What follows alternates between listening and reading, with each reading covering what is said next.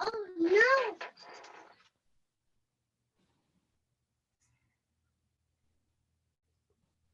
So good afternoon, everyone. This is Audrey Russo, President and CEO of the Pittsburgh Technology Council, kicking off another week of business as usual. Can't believe we're almost at the end of February, but we are.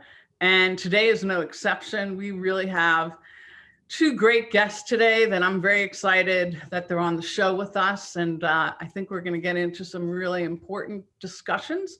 We have a chat, and the chat is there for you to ask questions. We've muted everyone's microphone so that we try not to hear the noise that's in the background. And I promise somewhat that my dogs will behave. So I want to give a shout out to Huntington Bank. Huntington Bank has been a partner with us right from the onset. And they're one of the most active SBA lenders in our region. They're very active in the community, and the tech community matters to them a whole bunch, as well as many, many issues in terms of their civic engagement and leadership. 40 by 80 is the wholly owned subsidiary of the Pittsburgh Tech Council, and that is our nonprofit that actually allows us to work on many things that are important to the region, including workforce development and entrepreneurship. You're going to hear more from us in terms of apprenticeships and some other things in the near future from that group. But now I'm going to pass the baton quickly to my partner in crime on many of the storytelling opportunities. That's Jonathan Hursting. He's Vice President of all things media and marketing at the Tech Council. And he's going to talk about a new sponsor for this week, but he's also going to talk about some surprises. Big surprises, Audrey. We are fired up this week for business as usual because we are partnering with Workscape and Knoll to award one business as usual viewer a home office makeover. We're tired of working on top of cardboard boxes and books to raise our computers to the right levels and so forth. So if you send us a picture of your horrid workspace, your inefficient workspace, email it to design@workscapeinc.com. We'll put that in the chat, and you will be in the running to be awarded a home office makeover, which will be announced this Friday. And you got to be here on Friday in order to receive the prize. So we're really excited. Total makeover, total home office makeover. Pretty heavy duty. Let's say there's desks and some furniture involved, so it should be really, really cool. Oh, that's really fun. That's great. But none of the staff at the Tech Council can submit for that. No. So don't get any ideas, Jonathan. I will not, believe me. All my phone books are right where they are, holding my computer up. It's perfect. Thank you. Thank you so much. So now we are going to, and you can put that in the link. We'll put that in the link so everyone can have a chance to submit their pictures. You can see this is my home office behind me. I don't think I qualify. So I want to jump in right now and introduce two women, and I am very excited about them joining us, as well as honored for them to join us. And one is Camille Scantling. She is going to introduce herself. I've had a chance to get to know her a little bit over the year, and I think you're going to be really impressed with the work that she's done in Cocopreneur, which she has started, as well as her partnership and leadership in Greenwood Week. And I am not going to steal that thunder because both she and our co-guest is Samantha Black. She told me I could call her Sam, is a partner with Camille in this initiative in Homewood Week and Greenwood Week, in Greenwood Week. And they're going to talk. They're going to talk about what the work that they do and where they sit in terms of seeing how we're doing in our community and all things that are related to Black enterprises, businesses, prosperity, and equity. They both have a very important seat at the table in terms of understanding these things. And I can tell you, Camille and I have had a few conversations that have helped me shift some of my own thinking in terms of pragmatism and equity and prosperity. So with no further ado, I'm going to bring them both to the forefront. But first, I'm going to ask Camille to introduce herself and just talk a little bit about herself. So, hi, Camille. Hi, Audrey. Thank you so much for being here. No, really appreciate it. How are you? I'm not bad. It is Monday, a little groggy. Keurig's not working, so coffee's on hold, but happy to be here nonetheless. I would have sent you some coffee, and I know that. All you had to do is tell me they could deliver. No, no. So, well, I know that you liven it up. So just tell us a little bit about yourself. About myself, long story short, I would consider myself a philanthropist, kind of a lover of mankind, more or less. The work that I do is based in advocacy for Black businesses. I founded Cocopreneur in 2015 via social media and then transitioned it into a business after lots of nudging from the community, right? So, Cocopreneur is currently a Black business consultancy, and the cornerstone of that is the Cocopreneur directory. So I highlight Black businesses via the directory, but also speaking to people such as yourself, other organization leaders around how to make sure that there is access for Black business owners to scale to any position that they would want to attain in their entrepreneurial journeys. Also, making sure that I foster partnerships like the one that Samantha and I have to create Greenwood Week, making sure that people have access just to the information, just so they can make informed choices about what they do. And that pretty much is where the bulk of my effort goes in regards to a professional capacity. And so how can people access the directory? We just put the Mhm. link out there Yep. for So Cocopreneur. the link is right in the chat. It's cocopreneur.com. So that's Okay. COCOAPRENEUR.com. And that's where you'll find the directory, a little bit of information about myself. Um, but that's where if you wanted to find a Black business to patronize today, you could go to the directory and find something. That's great. That's great. So let's quickly toggle over to Sam. Hi, Sam. Thank you so much for being with us. Can you talk a little bit about yourself and then talk about your partnership with Camille? Yes, and I'm sorry she won't leave me alone. Okay. My name Okay. is my name is Samantha Black. I am the CEO of Sila PGH. I am originally from Jamaica. I am a military veteran. I'm also a parent.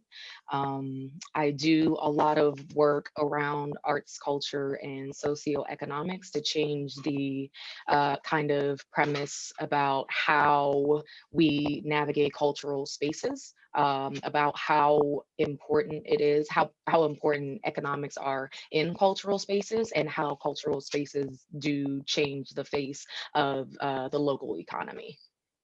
So how did the two of you connect? And tell me what the nature is of that relationship. Tell us that.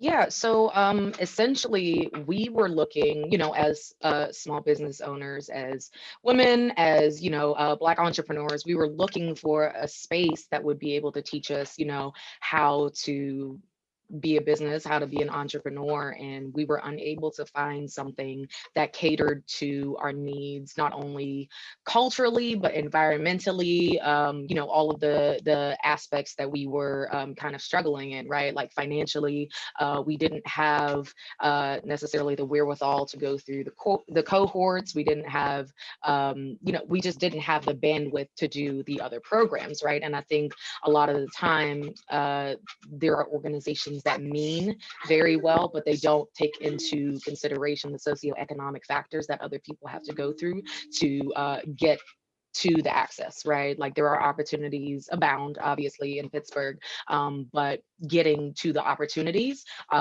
is where the break is, right? So opportunity does not equal access, and that's what we were trying to create. So we kind of, created these classes, and we did them. I think it was like one every 2 weeks or like one a month. And then we scaled up to the conference style. So we tried to make it as we grew the conference as well, because we realized that we are the people that we are serving. And I think that's very important in leadership, right? Like if you don't see yourself in your clientele or your base, then you don't have necessarily the eye, right? Like the eye to see how limited their resources are, or how they're navigating their day-to-day lives. So Well, let me ask you both this. Let's just dig just a little bit deeper, because I think you said something, Sam, that's really important. You've said a few things, obviously, but one of the things I'm wondering is when you said, there's lots of organizations out there that are quote unquote doing this work, right? In terms of entrepreneurial support, et cetera. What is missing? What are some of the key points? And Camille, you can jump in as well. I just wanted to, I wanted to go there as Sam presented that. What's missing? What are the things that are missing? I found that people can't see themselves, and it's hard to trust the advice of someone who you may not feel connected to. Right. So if someone is saying something to you like, I've done it, you can do it too. But it's like, I don't know if you really live the same life that I live. So I can't necessarily trust the advice that you give me, because we come from two completely different places in life, right? You don't understand that I am a parent and I have to get up at a certain time in the morning and I'm not available at 8 a.m. for these particular classes, or that in order to support my family, I have to work a certain number of jobs and I'm not available during these times. Or I have to choose between feeding my kids at 7 p.m. or sitting up for this. So it's like, I've noticed that there is some disconnect between relating to the people that you serve, which is part of what Sam was saying about it's hard to serve people who you can't identify with because you just don't understand what they need. Yeah. Okay, good. I didn't want to miss that opportunity for you to give an example. So let's talk a little bit about Greenwood Week, the history of that. I think it's important for people on this call to understand where Greenwood Week emanated from and why this name is so important. So either of you can jump in and Sam, just talk about what happened. Yeah, I got it. Greenwood, Tulsa, Oklahoma was the site of Black Wall Street, and it was essentially overnight destroyed, right? It is one of the most famous examples of Black people existing outside of the government that does not serve them, right? The government essentially letting people who were jealous, they hated the progression of Black people, and they essentially destroyed it overnight. The entire city was razed. I mean, like, everything burned to the ground, people murdered in the streets, things like that. But the name Green, we were struggling. The first name that we came up with was I think it was Minding My Black Business or something like that, but we almost got sued. So we were trying to find a new name, and we essentially came up with, Greenwood Week, because we realized that there's not many examples anymore of Black enterprise, right? And there are a lot of,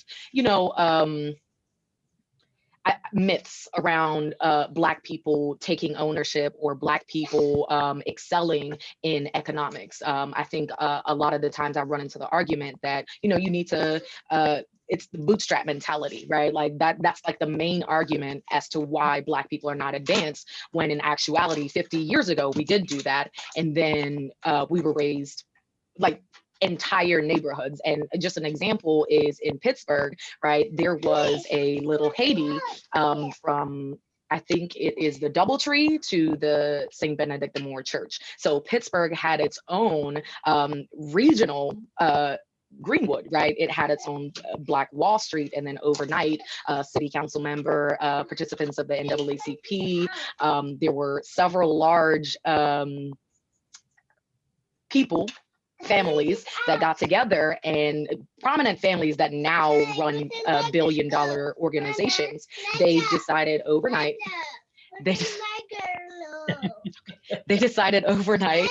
I'm sorry. They decided overnight that they did not like. They not only. Okay, you want to tag out for a minute, or you? Good. Okay, so. Okay. I'm sorry. Is it very good, or do you want? Oh. So Camille, can you pick up where? Yeah. Off? Yeah. Yeah. So what Sam is saying is the significance of Greenwood and using that name is that we wanted to indicate to people that this is not outside of the realm of possibility. This happened in the Greenwood district in Tulsa, Oklahoma. It happened right here in the city of Pittsburgh.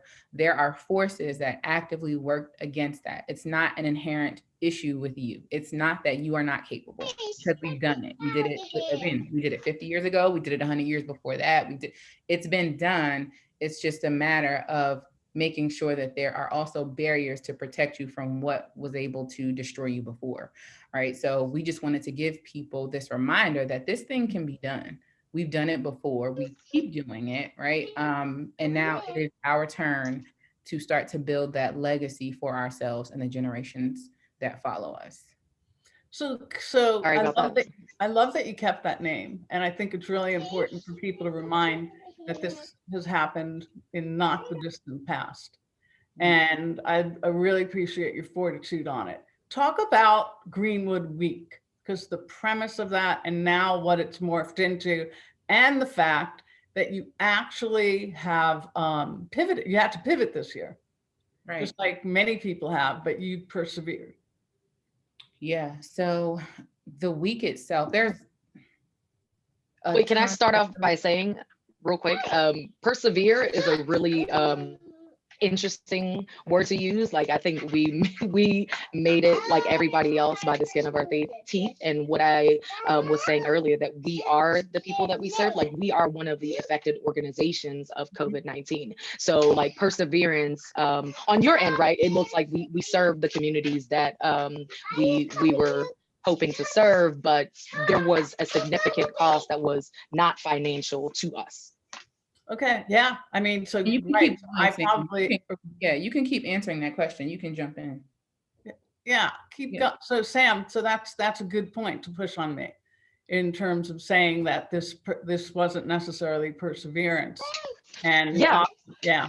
So I think it's important to note, right? Like the main responders for COVID-19 were community organizations, community members. It was not the organizations that come in and they provide services, right? Like it was the community run organizations, the 501, the small 501c3s, you know, it's literally community stores that were able to not only provide food, they provide masks, they provide hand sanitizers. I'm sorry. But it was essentially all these community members that we work with, that we, we try to serve with Greenwood Week so that they would be able to scale. And then we were one of the affected companies or the affected organizations that we were trying to serve, right? So everybody had this issue where they were in need, but they put aside their needs to serve somebody who was lesser, even though we are considered our budget is significantly like smaller than I think anybody on this conversation, right? Like I think I want to put that into perspective. Like we were able to serve, we were able to give $500 grants to how many? 20, 25? Was it 25 people? So 25 people, 50 right? People, 50 people. 50 people. So we were able to give 50 different businesses who then turned around and, did whatever they had to do, whether they had to purchase materials, whether they had to, whether they had to do cohorts, whatever they had to do to survive. That $500 was very instrumental in making sure that they survived COVID-19, even though we were at the same time trying to survive COVID-19. And I think that speaks to the resilience. It's not even perseverance, it's the resilience of these neighborhoods in Pittsburgh, these predominantly Black neighborhoods, because most of the neighborhoods that are living below economic living within economic disparities are predominantly Black neighborhoods, and that is not like circumstantial, right? That is purely systematic. So whenever we did Greenwood Week this year, 2020, it was virtual, right? We utilized a Black-owned platform that is we utilize the Black-owned platform that is essentially the same as Zoom, right? It's called Wolfram Tech. We hired, I think it was 98%, besides one time that we used Zoom and then one DJ, everything was Black-owned, right? Like, so we, and since there was,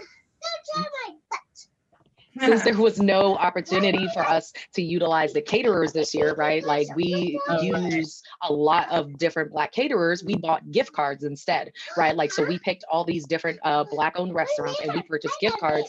We gave we gave them to the participants. We also provided food boxes because there were a lot of people that were in need of food. We provided the gift bags as well. We purchased digital planners because we were unable to see everyone. I think essentially we virtualized everything besides the gift bag thing. Actually, no, we did, because we mailed everybody who was unable to physically pick up their gift bag, they were able to sign up and get it mailed to them. So Camille, can we jump to Camille for a second? Talk about the kinds of things, the kinds of offerings that you have during that week. I think that's really important for people to understand. So not only did you do everything that Samantha talked about to make sure that it was accommodating and access, talk about what people were actually learning and being provided support for. So we cater the classes to the environment that we're in. So a lot of 2020 dealt in that, the buzzword of the year, pivoting, how to transition your services from physical and in-person products to digital products, right? So we always cover being in the right tax identity, making sure that you're filing correctly with your taxes, making sure you have access to financial help.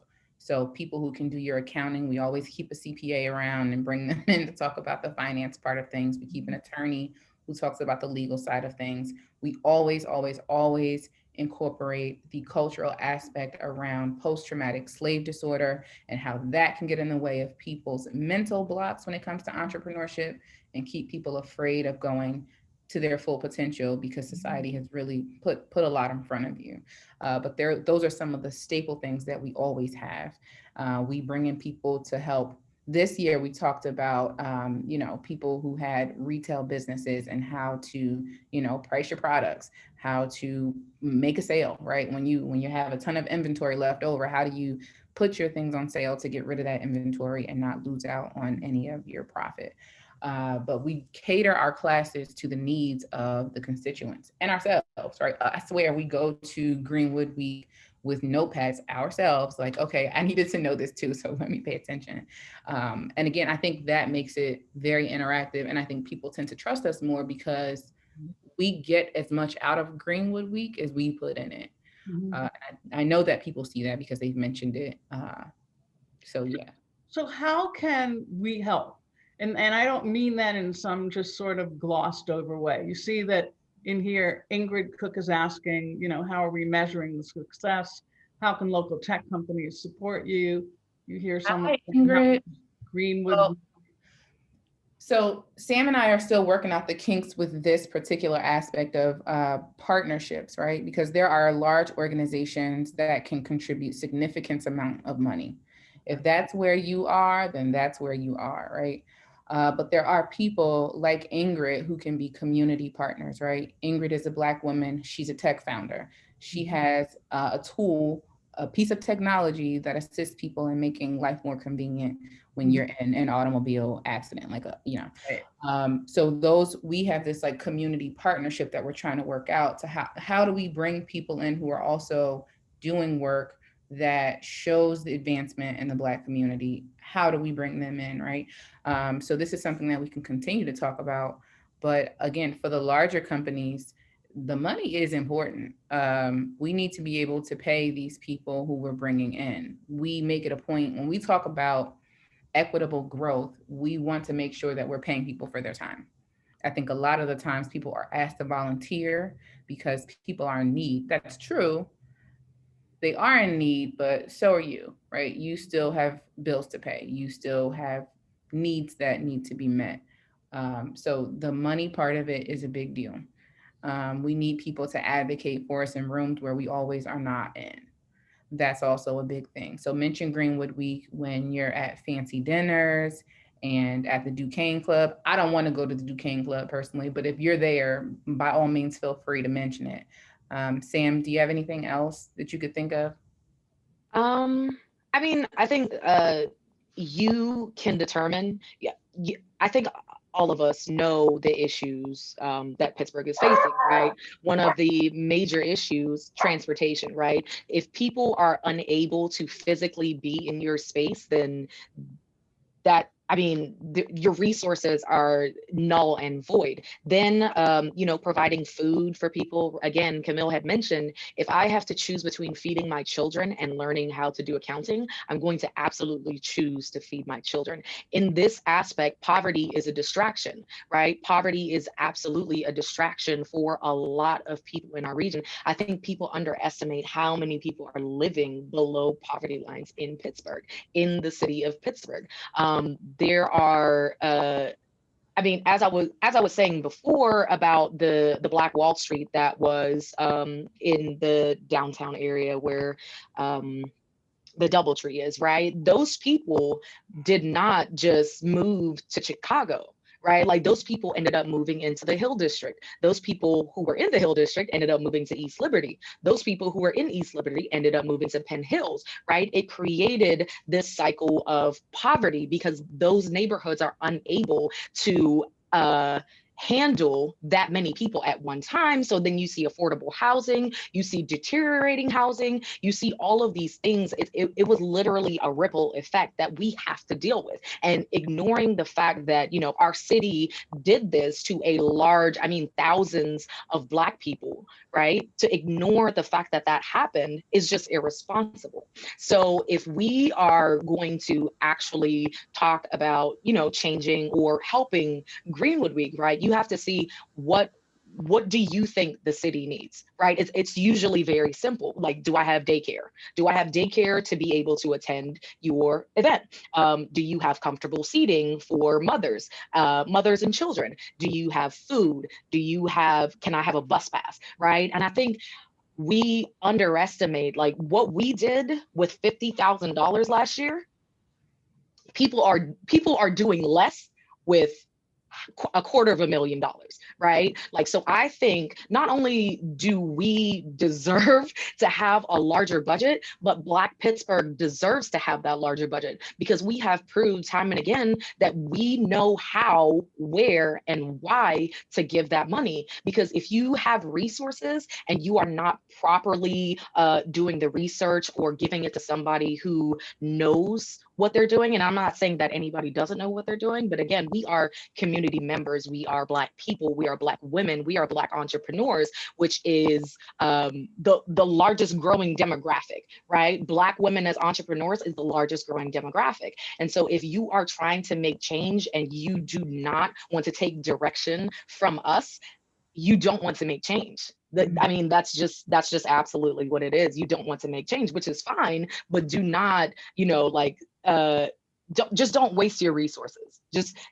It would be a waste for you to do that. Because that's another part of it. So, okay. There's something that Sam said that made my ears a little hot, right? So thinking about the fact that we do all these things for people, some folks might see it as a handout. Like, why should I give you a bus pass to come to a business conference? It's accountability is what it is, because it's not like people are in this predicament by their own doing. These were things that have been done to folks, that ripple effect, right? And this is something, and I know a lot of you who are facilitating the call, a lot of people who are listening might be able to resonate with this. If you are Black, if you are Indigenous, if you are Jewish, right? They try to tell people to forget about slavery, right? Forget about all the things that happened 400 years ago, when it wasn't 400 years ago. It wasn't even 100 years ago. It was 30 years ago when they displaced people from the Hill District, right? That is the systemic problem that continues to affect people today. So giving folks a bus pass is not giving them a handout, right? It's making up for what you've done. It's making up for the thing. And when I say you, I don't mean individual people.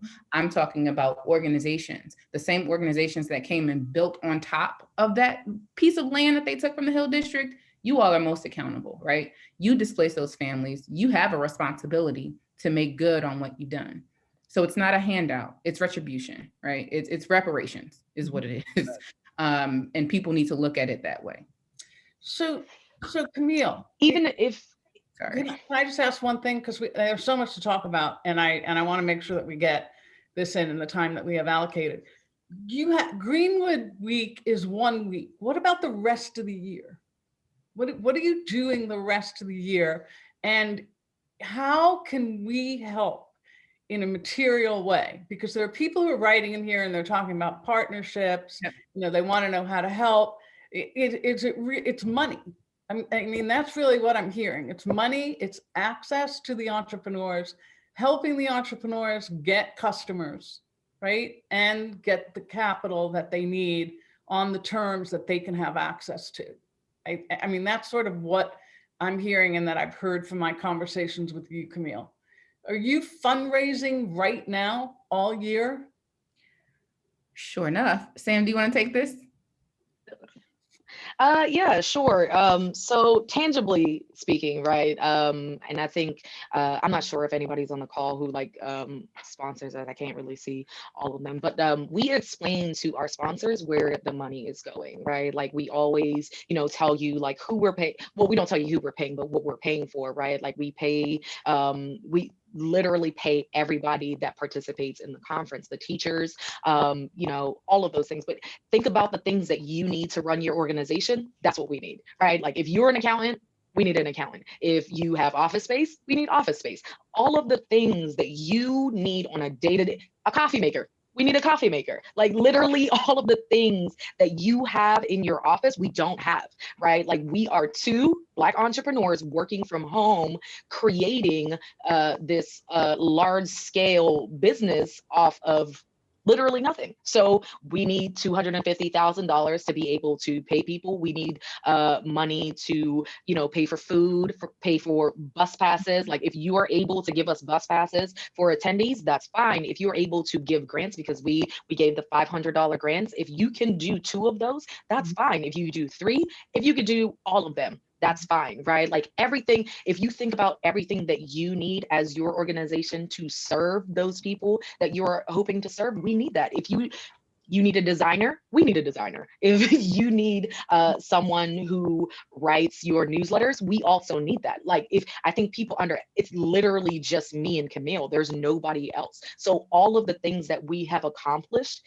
it's just off of me and Camille. Like there's nobody else like stepping in to help us like for free. Like we have to pay for the flyers, we have to pay for the mugs, we have to pay for the shirts, like we have to pay for all of that. And that's where that goes. It's to create this space for poor people who are told that they don't deserve that, right? Like we believe in providing quality for people who cannot afford quality. And I think that's like, capitalism kind of gives you that concept that poor people do not deserve better because they simply cannot afford it. Like when people go to give homeless people food and they give them expired food, that's still not okay. I don't care what community that you're serving, they deserve a quality that you yourself would verify, like you yourself would take. If you would not eat it, do not give it to somebody else. If you would not utilize that service, do not give it to somebody else. That's all we're trying to provide. We're trying to exist outside of the confines of this thought process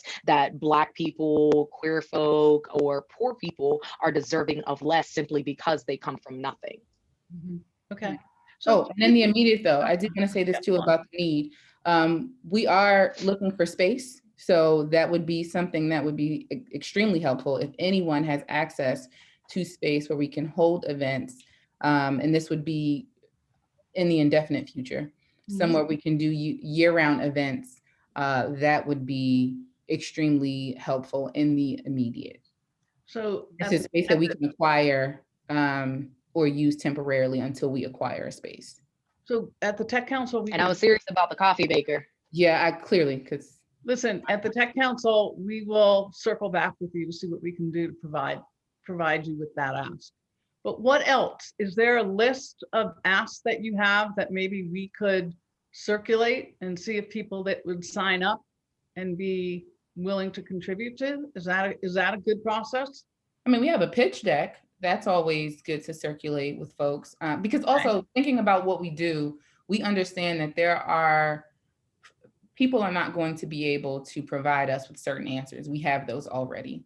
We just need the means to kind of manifest the things that we have going on. There are some ways that we could use people in an advisory capacity just people who have seen things on a larger scale. Because sometimes Sam and I undervalue ourselves, right? We don't always know how much we need. We think, or we do it based off of what we could do. And we do that a lot of through trade and barter, right? Like we can get something catered for $10 a plate, but that's through relationships that we've made. But ideally, we'd like to be able to pay the caterer their actual price for the plates. So having people who advise us on what we should ask for payment, what we should do, making sure that we are valuing ourselves appropriately, that is also helpful. Okay. Well, you can see people are writing things. Lou was talking about the Shine Registry, which is a place for entrepreneurs to ask for volunteer kinds of things. But you're also saying, look, let's face it, we need money. We want to be paid for the work that we do, just like anyone else. And this really is around equity, access, and prosperity. Yeah. So I can tell you that at the Tech Council, Brian's been texting me with some ideas. And I think some of them are really doable. I want us to do our fair share in making sure that we're actually being helpful, not lip service, but we're actually being materially helpful. We will share your pitch deck if you think that's the best way to sort of articulate what the work is that you do and what the asks are in there. We're happy to do that as well. And I think people who are listening on this call can reach out to Camille and reach out to Samantha. They're not hard to find. And if there are real ways for you to be actually additive, because I think it's not just being consultatory and advisory, you're saying you really want additive material impact is what I'm hearing. Is there something, as we wrap this up, is there something that both of you wish that I would have asked, or something that you wish that you would have been able to convey before we sign off?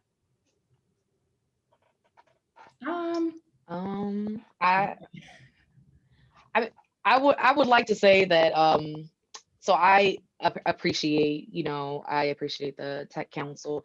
I just want to, none of this is our doing, right? Like we inherited the society, right? Like it is none of us did any of this, right? But what we can do is help not to progress it, because this is not, as COVID-19 showed, it literally, it took one disease to derail our entire economy, right? Like it decimated businesses, yet the entire society, right? Like down to transportation. And I think that kind of,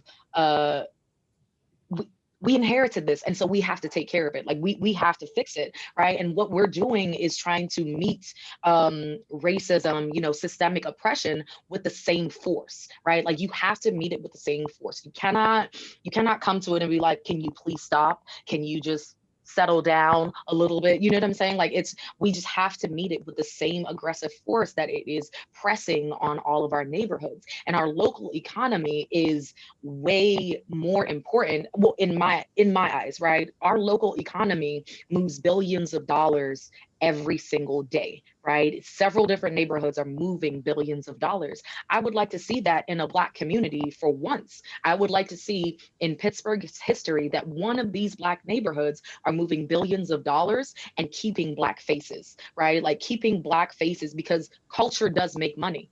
Culture is the beginning parts of making money. When you go to a neighborhood and you try to reform it, you try to change it, whether or not you're gentrifying it, like artists come first, right? It's the people who are selling street food. It's the people who are selling art. Those are the people that bring in tourism. Those are the people that bring interest. Those are the people that bring new faces. Like people want to live where lively artists are, right? Like, and so all we're asking is that you cater, right? As a unit, Pittsburgh, we do not do justice to those change makers, those innovators, those people who were here before the larger organizations were just like, yes, let's capitalize on this idea. There are people in our city right now selling art, selling their artwork to be able to eat dinner. right? I don't want that to be somebody's reality. I don't want any child not having a tablet, right? Like you can't think you are unable to live without your phone, your tablet, your computer, or whatever, right?